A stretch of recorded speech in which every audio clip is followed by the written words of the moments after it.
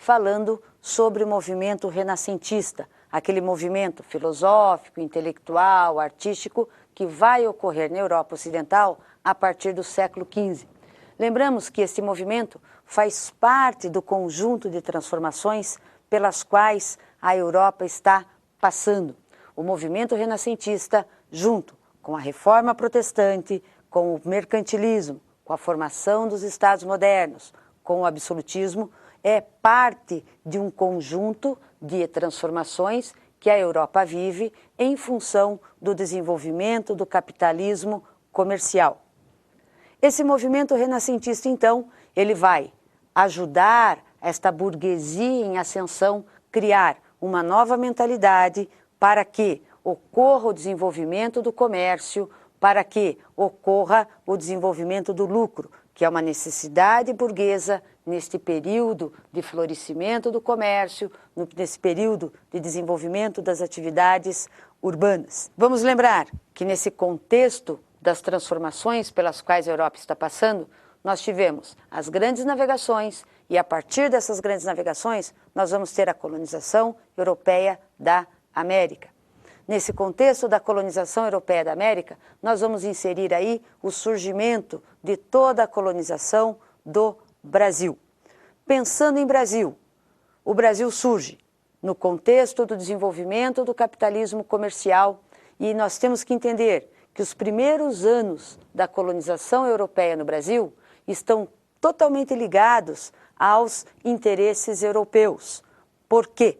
Basta nós lembrarmos que toda a história do Brasil vai ser dividida em períodos e esses períodos vão se desenvolver, vão se reestruturar de acordo com os interesses do capitalismo europeu.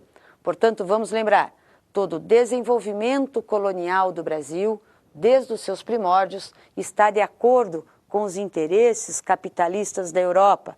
Toda a colonização do Brasil insere-se no desenvolvimento do capitalismo europeu a partir do século XV.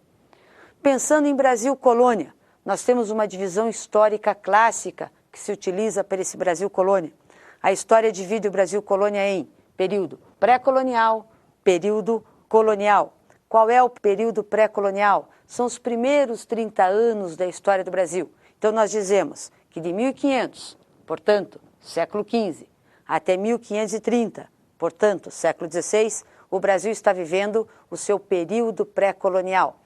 Quais as características desse período? Neste período pré-colonial, Portugal não retirou do Brasil um produto específico para a sua lucratividade.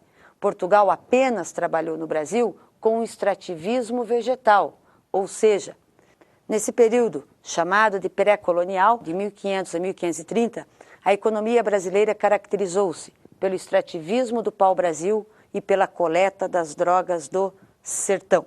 A partir de 1530, Portugal vai fazer uma colonização mais efetiva e nós dizemos então que começa o chamado período colonial, que muitos historiadores cronologicamente determinam que esse período vai de 1530 a 1822. Então todo o período colonial brasileiro, aonde todas as modificações, todas as estruturas políticas e econômicas que se estabeleceram vão gerar aí uma maior lucratividade para os europeus, para a burguesia e para o Estado metropolitano europeu.